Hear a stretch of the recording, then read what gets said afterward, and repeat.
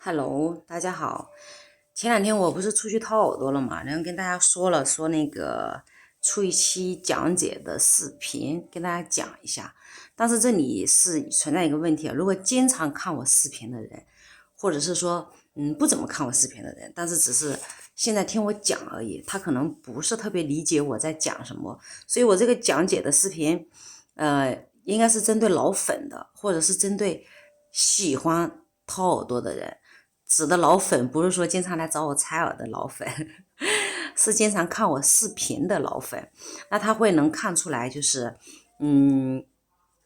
两个不同的一个手法吧，我觉得。还有用工具的一些不同工具，他有没有用到一些什么样的工具？我有没有用到一些什么样的工具？他那个，因为我去的那个人家做的就是可视采耳，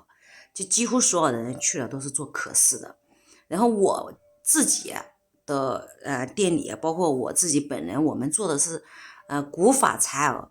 也可以称之为睡眠采耳。其实我一般都会叫我们，因为我们家其实做的是睡眠采耳，就是客人来了好好的休息，然后睡觉的那种。然后我们就是采的手法会偏多，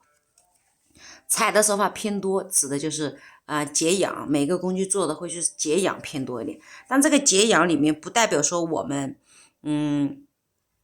把耳朵掏不干净啊，不是这样子的啊。把耳朵掏干净是最基本的，是最基本的一个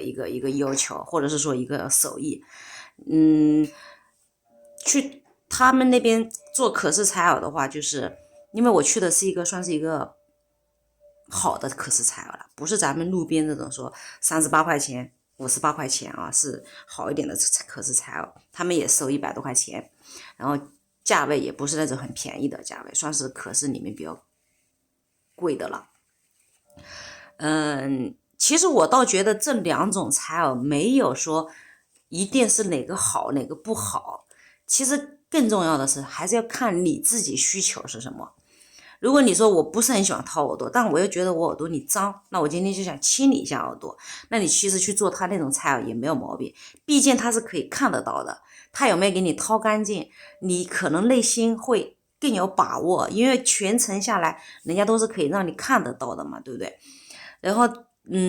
像我们这种采耳的话，就是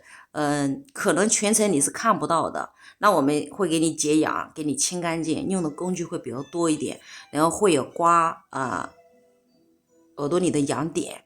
还有刮耳膜，还有刮那个掏那个上去的窝窝。那经常看我视频的人都知道，像他们这种步骤的话，就是会没有，包括他们用铁耳勺的那一步做一去，跟我们的手法也是不一样的。相对来说，我们这种手法会更痒，人家那种手法是给你清干净啊，清干净，然后它解痒的那种要求就可能没有那么多，然后没有，最起码在我做的那个项目里面啊，他们没有弹力耳勺这个工具，也叫海底捞，有的地方也叫耳耙，都是那一个工具，但我一般都叫弹力耳勺，就是海底捞就那个工具，他们是没有那个工具的，说给你去做山区的窝窝，还有去做那个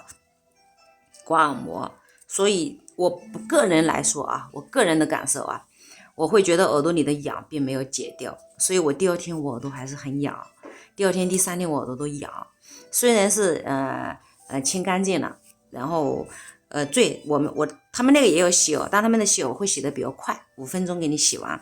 我们家的洗耳是要做10分钟的，一只耳朵啊是要做10分钟的，所以整体的细节和流程会有所不一样。但这个无所谓啊，我觉得定位不一样。他们那个如果再做那么细啊，干嘛？可能时间就长了，时间长可能人家价钱可能也会设得高一点，对吧？我觉得这东西都是相互的，没有哪个好，没有哪个不好。整体的话还感觉不错。其实说心里话，整体我感觉还不错。就是因为我自己可能采惯了我们这种手法，我会更想要解痒的东西多一点。毕竟85%以上的人采耳，我觉得还是会去图舒服的，图舒服采耳，图解痒去采耳，对吧？脏的人的话，只是一部分的人耳朵脏，并不代表所有人的耳朵都脏，所以这个看个人的需求吧，我觉得。然后还有就是讲一下就是撞毛毛，相对来说他们的撞毛毛也是那种就是相对简单的撞毛毛啊，然后不会要求你撞毛的技术有多么好，但实际上撞毛的话是很考验一个师傅的功底的。这个东西怎么说呢？外行看不懂，只有内行能看明白。撞毛看似很简单，实际上要想把毛撞好了、撞舒服了，是需要你去在这个工作岗位去沉淀一段时间，你才能导致你的手更稳，把毛撞得更舒服。它是两种感觉，但是一般外行是看不出来的这是一个，或者是经常采耳的人能感觉得到，比如采耳爱好者，固定每个月都会去采耳的那种人，他其实是能感觉到采耳采的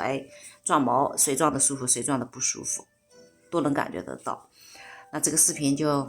讲到这里吧，我觉得都挺好的，其实还是看个人的需求。剩下的就是一些细节了。细节的话，就是每个店和每个品牌，他们可能注重的东西都不一样，对不对？然后剩下的就是培训，然后还有个人。我觉得作为一个合格的采耳师，或者是说专业的我讲的是专业的合格的采耳师，有时候自己要去考虑一些细节的问题，并不是说教什么就是什么。大概就这样，这个视频就讲到这吧，拜拜。